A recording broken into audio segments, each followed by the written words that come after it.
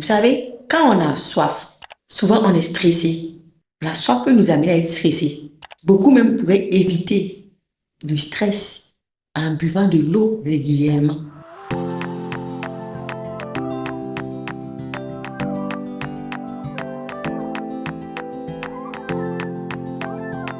On transpire beaucoup. Quand on transpire, c'est qu'on perd de l'eau. Quand on urine beaucoup, c'est qu'on perd de l'eau. Donc les premiers signes, c'est les maux de tête, les vertiges, les tremblements, surtout au niveau des mains, et souvent la nervosité. Vous savez, quand on a soif, souvent on est stressé. La soif peut nous amener à être stressé. Vous savez, il y a le bon stress, il y a le mauvais stress. Le bon stress, lui, passe un laps de temps. Mais il y a des gens qui sont tout le temps stressés. C'est souvent lié à des carences en sels minéraux, plus précisément des carences en magnésium. Alors que l'eau a le magnésium.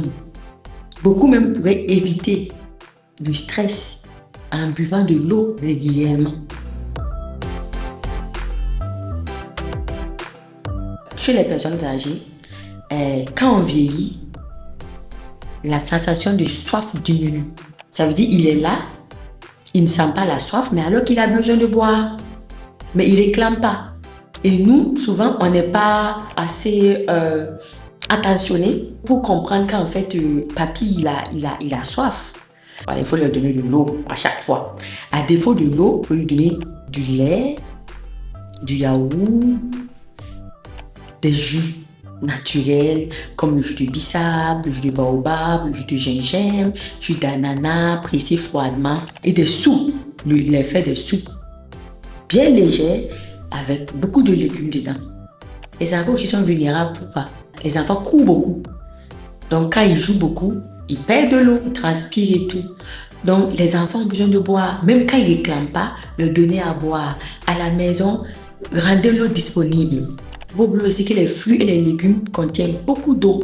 Donc il faut déposer les fruits et les légumes sur la table, que ce soit disponible et accessible aux enfants qui prennent à tout moment qu'ils veulent.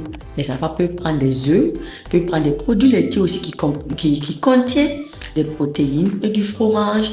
Et à défaut des protéines animales, ils peuvent prendre des protéines végétales comme les légumineuses, comme l'haricot, le benga, le pois de terre, le saumon, les lentilles sauvages comme le zamenet et le soja.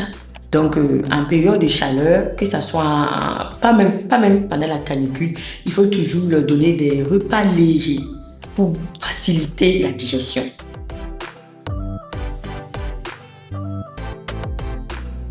Voilà, ceux qui sont en ville, essayez d'éviter le soleil. Allez-y vous reposer à l'ombre et buvez de l'eau. Buvez, tant que vous buvez, il faut boire de l'eau. Voilà. Beaucoup aussi, quand il fait très chaud, ils vont pratiquement vers la bière, vers les boissons gazeuses. On ne va pas vous refuser d'en consommer. Mais avant de prendre vos bières, avant de prendre vos boissons gazeuses, ayez le réflexe d'abord de boire de l'eau plate.